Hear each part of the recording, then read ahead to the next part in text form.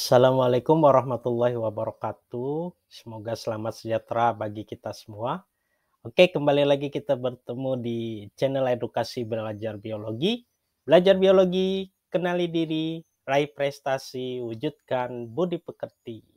Pada pertemuan kali ini kita akan belajar tentang ekosistem versi AI. Jadi bagaimana materinya? Kita akan belajar bersama-sama. Oke, istilah ekosistem pertama kali digunakan oleh Tansley, seorang ahli botani Inggris pada tahun 1935.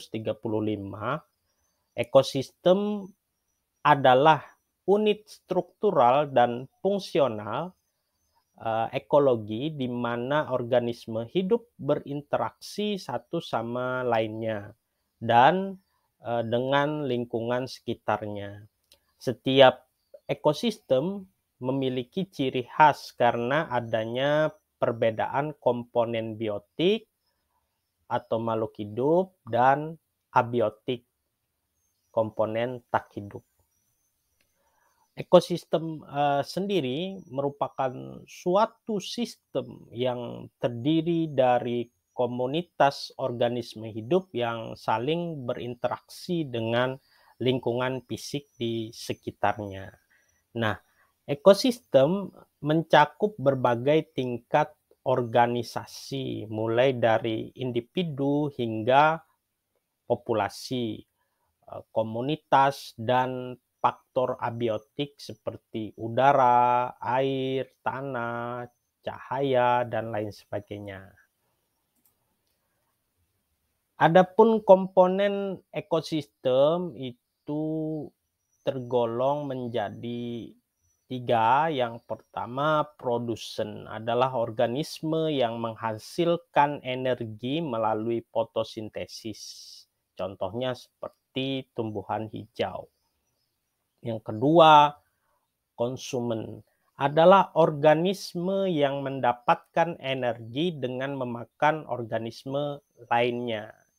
Terdiri dari ada herbivora, karnivora, omnivora, dan lain sebagainya. Yang ketiga itu golongan pengurai, yaitu organisme yang memecahkan materi organik mati menjadi bahan yang lebih sederhana. Contohnya adalah bakteri dan jamur. Energi dalam ekosistem.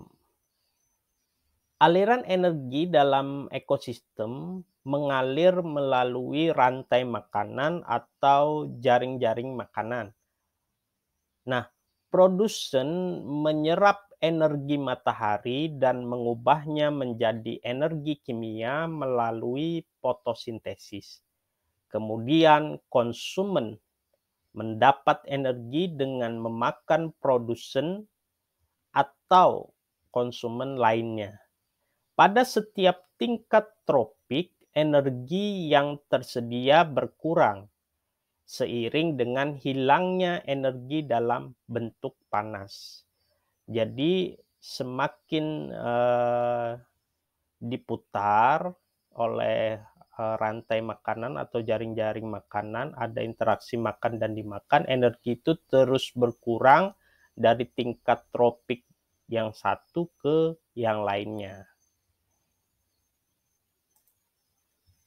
Siklus materi dalam ekosistem itu ada beberapa macam. Sini saya jelaskan 3 saja. Nanti sisanya silakan cari atau baca di referensi lainnya. Yang pertama ada siklus karbon. Adalah siklus di mana karbon itu berpindah antara atmosfer, produsen, konsumen, dan pengurai melalui proses fotosintesis, respirasi, dekomposisi, dan pembakaran.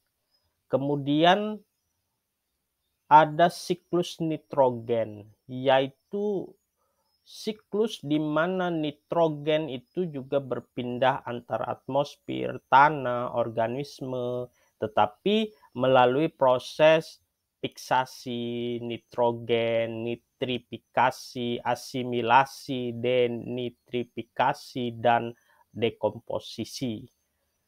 Kemudian siklus air, di mana siklus yang berputarnya air mengalir antara atmosfer, daratan, dan lautan melalui penguapan, presipitasi, kemudian infiltrasi, dan aliran sungai. Interaksi antar organisme dalam ekosistem ada namanya simbiosis. Nah, simbiosis ini adalah interaksi antara dua spesies yang hidup bersama. Contohnya ada simbiosis mutualisme, kedua spesies saling menguntungkan. Kemudian parasitisme, satu spesies merugikan yang lainnya. Kemudian ada komensalisme, satu spesies diuntungkan tanpa merugikan yang lainnya. Berikutnya ada persaingan, yaitu interaksi antara individu-individu yang bersaing untuk sumber daya yang terbatas di suatu tempatnya. Kemudian ada predasi, adalah proses di mana satu organisme, yakni predator, memangsa organisme lain. Jadi ada pemangsa dan ada yang dimangsa. Kerentanan ekosistem. Jadi ada banyak ya yang menyebabkan ekosistem ini rentan. Di sini ada dua. Yang pertama itu gangguan manusia. Jadi perubahan habitat, kemudian ada polusi, penggunaan sumber daya yang berlebihan, dan perubahan iklim yang dapat mengganggu keseimbangan dari ekosistem. Kemudian keanekaragaman hayati itu seperti kehilangan spesies yang dapat menyebabkan ketidakseimbangan ekosistem dan berdampak negatif pada manusia. Nah, dengan memahami konsep dan mekanisme dalam ekosistem itu penting untuk memahami bagaimana organisme hidup saling berinteraksi dan bergantung satu dengan yang lainnya, serta memahami dampak manusia terhadap ekosistem tersebut. Baik, cukup sekian pembelajaran kita pada materi kali ini. Semoga bermanfaat. Jangan lupa di subscribe, like, comment, share, dan aktifkan loncengnya agar kalian tidak ketinggalan video pembelajaran selanjutnya. Terima kasih. Wassalamualaikum warahmatullahi wabarakatuh. Salam biologi.